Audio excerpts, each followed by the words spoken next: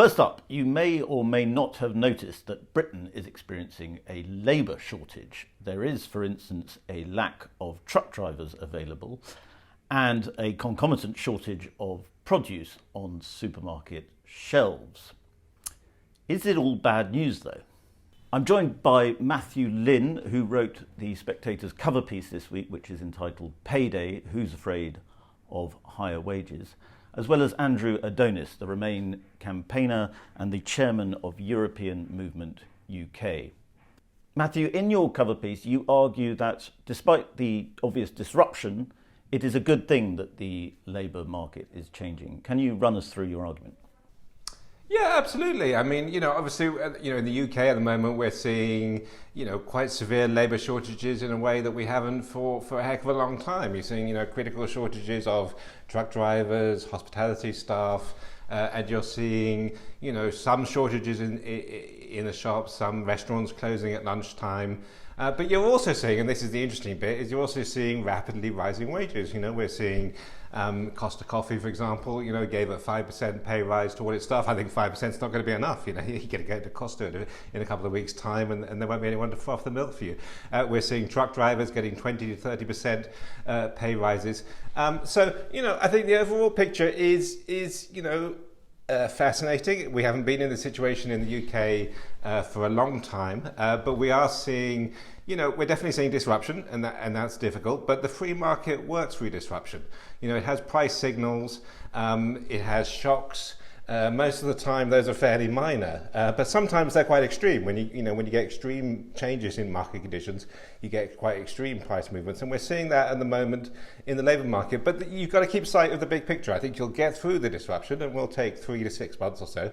At the end of it, you'll see, very significant rises in blue-collar wages. That's not great for everyone. It's not great if you're running a big company, or even if you own a small company. But if you're one of the blue-collar workers who haven't had a great deal in the last 20 years, it's hard to see what's exactly so terrible about a 20 to 30% pay rise. Andrew, Matthew suggests that Brexit is just a small part of the picture here. Do you think he's guilty of painting a rose-tinted picture of the Brexit situation and Britain's economy? Well, he invited us to look at the big picture, and the big picture that he's painting has some elements I quite like. I mean, I love the idea that the Spectator is now going to come out campaigning for much higher wages, I assume a much higher minimum wage. He talked of 20 to 30% higher wages for blue-collar workers. Well, most union negotiators wouldn't think that was immediately attainable. So if we're now having a realignment that has a new centre being created where people on the right who tended to argue in favour of much lower wages for manual, blue-collar, traditionally unskilled workers, that there should be much higher wages for them, then I'm all in favour of that, and that's great, and that's alone worth my coming into the Spectator to debate with Matthew.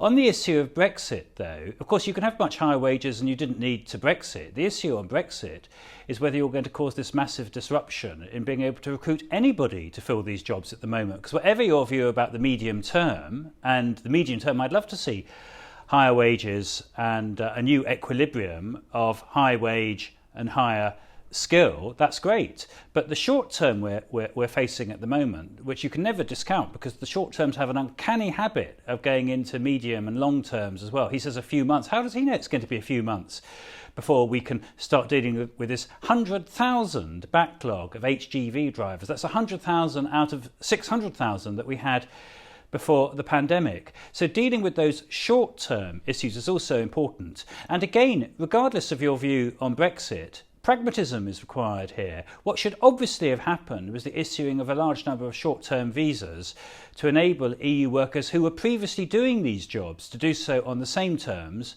and to encourage them to do so. And the failure of the government to do that is straightforward ideological negligence. It was ideological because they weren't prepared to do it because of Brexit, and it was negligent because as a result we've got empty supermarket shelves which massively impede the operation of the market. So there are some complicated things going on here, but the big thing about Matthew's article I think is absolutely fantastic, which is that the Spectator and people who traditionally been on the right and wanted more inequality in society, like Matthew, are now dramatically in favour of much higher wages for blue-collar workers and low-paid workers because they think somehow that's going to be a Brexit dividend. What I want is to continue trading profitably with our European partners, not put all these impediments in place, but also have the higher wages, and I think that's absolutely possible.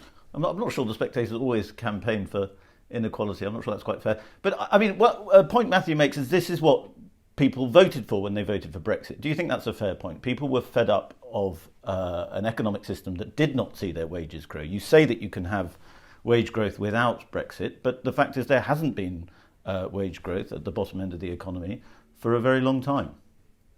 Well, I think there's a much bigger problem underlying the vote for Brexit in particularly the Midlands and the North, which was the lack of a proper economic plan for any sustainable long-term jobs in many of the communities that voted heavily for Brexit. And a big challenge for us all is how you put that right. What is the economic future of all those East Coast towns and many of the industrial centres that have been deindustrialised over the last 30 years. Now, Brexit, to my mind, is almost irrelevant to that because Brexit isn't going to produce any new industries or jobs in these areas. And we've now got to concentrate really seriously as a country on what we do about it. And I suspect that process isn't even going to start until we've worked Brexit through the system, and it's probably created even larger levels of unemployment in its wake. Matthew, I'll let you reply to what Andrew just said there. Well, I mean, and Andrew made so many attacks there. It was a little hard to keep up with them. I mean, just a couple of points on that. I think it's unfair to say that people on the centre right have campaigned in favour of inequality or lower wages. I think that's just ridiculous. People probably on the centre right or the free market right. We believe in market outcomes, but we certainly think it's great when market outcomes produce, as they should, if you allow them to operate properly and in the correct framework, higher wages and hopefully lower inequality. I think just on the Brexit point, I mean, I don't think we should make this particularly about Brexit. I think one of the problems in this country is obviously, we're still tending to wage that battle. Everyone's still arguing about it, and we're still in the aftermath of it. So we kind of look at everything and say, well, that's good because it's Brexit. That's bad because of Brexit. I think, and I try to reflect this in the piece. This is a global phenomenon. Brexit has definitely been a little part of the story in the UK, but we're seeing, big shortages of workers in Germany. Last time I checked, Germany hadn't left the EU. We're seeing big shortages of workers in the United States. The Mexicans aren't going to the United States at anything like the same numbers. Not legally, I'll kind of put that in. That's kind of a caveat. But legally, they're not going anything like the same numbers. Last time I checked, the United States hadn't left the EU, possibly never even joined it.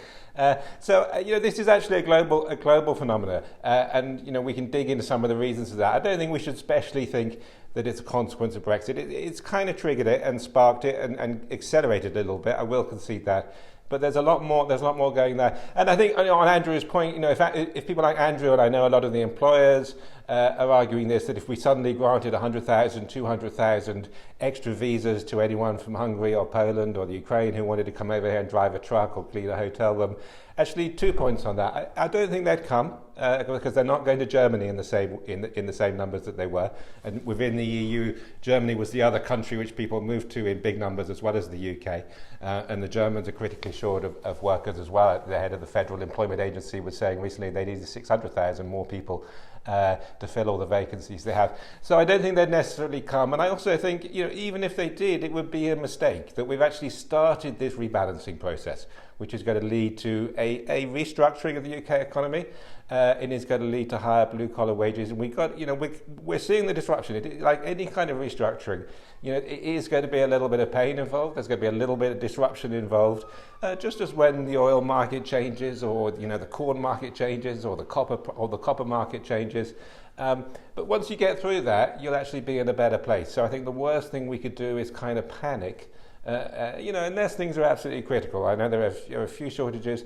As long as everything's roughly working okay, we shouldn't panic. We should let the process play itself out. I think we'll end up in a better place. So we'll actually end up with higher blue-collar wages, I believe, and a slightly more equal leveled up society, which I know Andrew thinks nobody on the centre right could ever be in favour of that. But actually they are, and I think that will be an improvement. The great danger, I suppose, of rising wages, well, we all acknowledge it's a good thing for wages to go up, even at the Spectator, we acknowledge that, is inflation, of course, which we saw yesterday. I think 3.2% is the CPI rate in August. I mean, is the danger here that we will inflate away any gains to wages at the lower end of the economy, thus actually spoiling any positive effects that might have? Inflation, when you have rapidly rising wages, inflation is definitely a danger. But I mean, I'm going to make 2 points on that. It depends on your pricing power as a company. If you're a company and you've suddenly got to pay 20% more to your staff, you have the option of increasing prices, and some people will do that. I mean, I've noticed, in London, I've noticed, the price of my cup of coffee is going up, and the coffee industry was very dependent upon EU migrant workforce, as we know. And, some people are going to put the price of a cup up 20, 30p, and you'll probably have to take that in the chin. So you'll see a little bit of inflation, but other companies don't have any pricing power. So, for example, I saw Ocado this week was talking about a 5 million hit to profits because it has to pay its drivers more. I don't think Ocado can put its prices up. I think, if they do, Amazon will eat their lunch in a moment. If you're competing with Amazon, you can't put your prices up because they'll just come and destroy you in an instant. So they would say they're going to have to take that as a hit on profit. So that means, there's more money for van drivers for Ocado and less money for Ocado shareholders. And, Andrew's going to jump on me and say this is unusual, but I think that's okay. That's just the market rebalancing. Shareholders in Ocado and the chief executive has a little bit less money and the van drivers have a bit more money. That's okay. That's just the market working itself out. So I think we might see some inflation. And just one more point on that. We are going to see a little bit of inflation. We saw 3.2% this week. It might even spike up to 4%. But if we're seeing wages, I think on the latest ONS figures, we're 8% across the board, and we're seeing definitely in things like amongst lorry drivers up to 30% pay rises. Look, if you get a 30% pay rise for driving a lorry and prices are up 4%, you still came out ahead, didn't you? So some people are losing, and possibly people at the top of the pay scale are going to lose a little bit. But that's just part of the rebalancing. Andrew, I'll let you have the last word. Are you guilty of having a myopic focus on Brexit? Well, I didn't start with Brexit, and I'm not going to finish with it either. I think it's just wonderful that the Spectator's now miraculously in favour of much higher blue-collar wages. I think we should just celebrate this. I hope all the people watching Spectator TV will note that now. Can you point to any Spectator article? I think that's fantastic. So I just want to applaud the Spectator for that. However, it is complacent to say that we shouldn't worry about empty supermarket shelves, massive problems in supply chains, all of those things which actually are important to the effective operation of markets, which I thought the Spectator also stood for, because this huge disruption we've got is because our whole basis of trade has been disrupted, and we've contracted our markets in many ways because we've put big impediments to trade between different parts of our markets. And when Matthew said that he didn't think we should offer more short-term visas to people from other European countries, he wasn't clear on his reason for it. Indeed, he was contradictory. He said that they wouldn't want to take them up. Well, if they wouldn't want to take them up, then obviously it's not going to do any harm. But he said, even if they did want to take them up, it would be bad. Now, both of those can't be true. And the right thing to do, surely, is not to suffer massive disruption, not to have empty supermarket shelves, to see that it is possible for people to take up short-term visas and short-term work so we can deal with that. But also join the Spectator campaign for a higher minimum wage, higher blue-collar wages, a stronger trade union movement, less profits going into dividends and high executive pay, which I also took Matthew to be saying. All these are great causes, and I welcome the Spectator to them many years after many of us started campaigning for them.